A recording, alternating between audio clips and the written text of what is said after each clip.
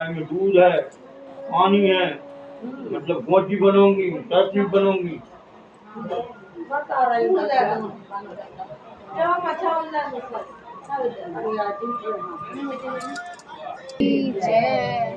एक समय पार्वती जी ने शंकर जी से हाथ जोड़कर प्रश्न किया, हे महेश्वर, मेरे बड़े सौभाग्य हैं जो मैंने आपने से अर्धनारीश्वर पति का वरण किया।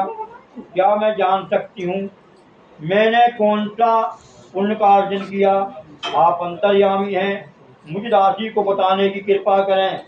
पार्वती जी की ऐसी प्रार्थना सुनकर शिव जी बोले, हे प्रिय, तुमने अति उत्तम पुण्य का संग्रह किया था, जिससे तुमने मुझ जैसा पति पाया। वह अति गुप्त व्रत है, पर तुम्हारे आग्रह पर मैं प्रकट करता हूँ।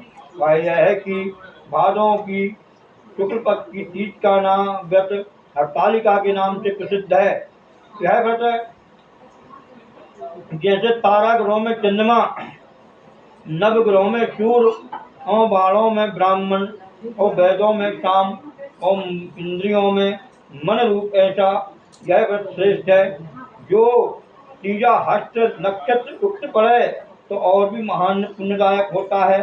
यह सुन पार्वती जी ने कहा, हे महेश्वर, मैंने कब और कैसे तीजा व्रत किया, यह सब सुनने की इच्छा है। इतना सुनकर भगवान शिव बोले, देव माँ, भारत के उत्तर में हिमाचल पर्वत है, उसके राजा का नाम हिमाचल है। वहाँ तुम रानी मैना से पैदा हुई। तुमने बाल्यकाल से ही मेरी आराधना आरंभ कर दी और कुछ उम्र बढ़ने पर तुमने हिमालय की दुर्गम गुफाओं में जाकर सहेली सहित मुझे पाने हेतु तप आरंभ कर दिए। तुम ग्रीष्म ऋतु में पानी में खड़े होकर मेरे ध्यान में संलग्न रही। इस प्रकार 6 ऋतुओं में तप करने पर भी जब मेरे दर्शन न मिले, तब तुमने उग्रमुख होकर केवल वायु का सेवन किया, फिर वृक्षों के सूखे पत्ते खाकर इस देह को क्षीण किया। ऐसी तपस्या देखकर महाराज हिमाचल तुम्हारे विवाह हेतु चिंता करने लगे। इसी शुभ अवसर पर देव ऋषि नारद जी वहां पर उपस्थित हुए। ऋषि को आया हुआ देखकर महाराज ने उनका स्वागत किया और आने का कारण पूछा। नारद जी ने कहा, राजन, मुझे भगवान विष्णु ने भेजा है। मैं चाहता हूँ कि आपकी कन्या को वो एक वर प्राप्त हो। भगवान विष्णु ने आपकी कन्या का वर्ण किया है, क्या आपको स्वीकार है? महाराज हिमाचल ने कहा, मेरे बड़े सौभाग्य हैं जो मेरी कन्या को विष्णु जी ने स्वीकार किया है, अतः मैं उन्हें अपनी कन्या का दान अवश्य करूंगा। ऐसा निश्चय हो जाने पर नारद जी ने वैकुंठ जाकर भगवान विष्णु को पार्वती जी के साथ उनका विवाह होने का निश्चय सुनाया। इधर महाराज हिमाचल ने वन में जाकर पार्वती जी को भगवान विष्णु के साथ उनका विवाह होने का निश्चय सुनाया तो सुनते ही तुम्हें महान दुख प्राप्त हुआ। उस दुख से विलाप होकर अपनी सखी के पास पहुंचकर विलाप करने लगी। तो तुम्हारा विलाप देख सखी ने कहा, हे देवी, मैं तुम्हें ऐसी गुफा में ले चलूंगी जहाँ महाराज भी ना पहुंच सकेंगे। ऐसा कह सखी उमा सहित हिमालय की गहन गुफा में विलीन हो गई।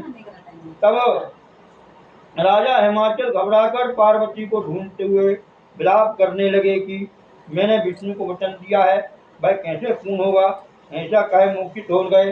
तभी सभी प्रवासियों को साथ लेकर ढूंढने के लिए महाराज ने पद यात्रा आरंभ की और सोचने लगे कि मेरी कन्या को मृग खा गया, या सर्प ने डस लिया है, या कोई राक्षस हरकर ले गया है। उस समय तुम अपनी सहेली के साथ ही गहन गुफा में पहुंची। बिना अन्न जल के मेरे इस व्रत को आरंभ करके नदी की बालू की प्रतिमा चिपित कर विधिवत वन पुष्पों द्वारा पूजन करने लगी। उस दिन भादो मास तृतीया शुक्ल पक्ष हस्त नक्षत्र, तुम्हारी पूजा के फलस्वरूप मेरा सिंहासन हिल उठा। मैंने जाकर तुम्हें दर्शन देकर कहा, है देवी, मैं तुम्हारे व्रत और पूजन से अति प्रसन्न हूँ। तुम अपनी कामना मुझसे वर्ण करो। इतना सुन तुमने लज्जित भाव से प्रार्थना की कि आप अंतर्यामी हैं, मेरे मन के भाव आपसे छिपे नहीं हैं, मैं आपको पति रूप में चाहती हूँ। इतना सुन मैंने तुम्हें इच्छित वर देकर अंतर ध्यान हो गया।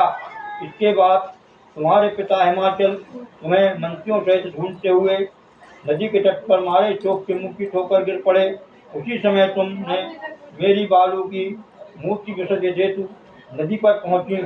तुम्हें देखकर हिमाचल अति प्रसन्न होकर बोले, हे उमा, इस भयानक वन में तुम कैसे चली आई, जो अति भयानक है, जहाँ मनुष्य के प्राण संकट में पड़ सकते हैं। हे पुत्री, तुम इस भयानक वन को त्याग कर अपने घर को प्रस्थान करो। पिता के ऐसे वचन सुनकर तुमने कहा, हे पिताजी, आपने मेरा विवाह विष्णु जी के साथ स्वीकार किया है, इसलिए मैं इसी वन में रहकर अपने प्राणों का त्याग कर दूंगी। ऐसा सुनकर राजा हिमाचल खुश हुए और बोले, हे पुत्री, तुम शोक न करो, मैं तुम्हारा विवाह कदापि विष्णु जी के साथ न करूंगा। जो तुम्हें सुरुचि है उन्हीं सदाशिव के साथ करूंगा। कवि सखी के साथ नगर में उपस्थित होकर अपनी माता व सहेलियों से मिली। कुछ समय बाद शुभ मुहूर्त में विवाह वैद्य जी के साथ महाराज हिमाचल व रानी मैना ने वे साथ करके पुण्य कार्य किया। सौभाग्यशाली सहेली ने तुमको हरण करके हिमालय की गुफा में रखा, जो मेरा तीज का व्रत किया। इसी से इस व्रत का नाम हरतालिका पड़ा। यह व्रत सब व्रतों में शिरोमणि हुआ। इस प्रकार यह कथा सुन माता पार्वती ने कहा, है फिर वो आपने मिलने की कथा तो मुझे सुनाकर प्रसन्न किया, परंतु इस व्रत के करने की विधि व इसका पुण्य फल प्राप्त करने का वर्णन करिए, इसका विधान बताइए। इतना सुन शंकर जी ने कहा, हे प्रिय, मैं इसका फल सुना रहा हूँ, सुनो। यह व्रत सौभाग्यवती नारी व पति चाहने वाली कन्याओं को करना चाहिए। यह व्रत भादों मास शुक्ल पक्ष इत्यादि शाम को तीजा व्रत धारण करें। यह व्रत निराहार होकर करना चाहिए। भगवान शिव पार्वती की स्वर्ण प्रतिमा, केले के खम्भे, पुष्प आदि के सुशोभित मंडप स्थापित करके रेशमी वस्त्र के चंदे हुए तानकर बंधन वार लगाकर शिव की बाल प्रतिमा स्थापित कर पूजन कर रात्रि का जागरण करना चाहिए। भगवान शिव को सामग्री अर्पित कर के ब्राह्मणों को दिव्य रत्न वस्त्र अन्न पात्र देना चाहिए। शिव जी के प्रति वस्तु को सिद्ध पंचाक्षरी मंत्र कहकर ओम नमः शिवाय कहकर समर्पित करना चाहिए। प्रार्थना करते समय अपनी मनोकामना भगवान के सामने प्रेरित करें, प्रणाम करें। प्रार्थना के बाद दोनों हाथों में पुष्प लेकर पुष्पांजलि अर्पित करें। फिर चतुर्थी को शिवलिंग को किसी नदी व तालाब में विसर्जित करें। फिर 3 ब्राह्मणों को भोजन कराकर दक्षिणा देवें। इस प्रकार व्रत पूर्ण करने से स्त्री सौभाग्यवती होती है, पुत्र पुत्रों से सुखी होकर जीवन व्यतीत करती है। कन्या यह व्रत करे तो उसे कुलीन धनवान वर प्राप्त होता है, सौभाग्य प्राप्त होता है। हे देवी, जो सौभाग्यवती स्त्री इस व्रत को धारण नहीं करती, वह बार बार वेधव को व पुत्र शोक को प्राप्त होती है। जो स्त्री तीज के दिन व्रत रहकर चोरी से अन्न खाती है, वह सूकरी का जन्म पाती है। जो जल पीती है, वह गौज का जन्म पाती है। जो उस दिवस दूध पीती है, वह सर्पनी का जन्म पाती है। जो स्त्री उस दिवस मांस खाती है, वह वागिनी होती है। जो स्त्री उस दिवस सोती है, वह अजगर की योनि पाती है।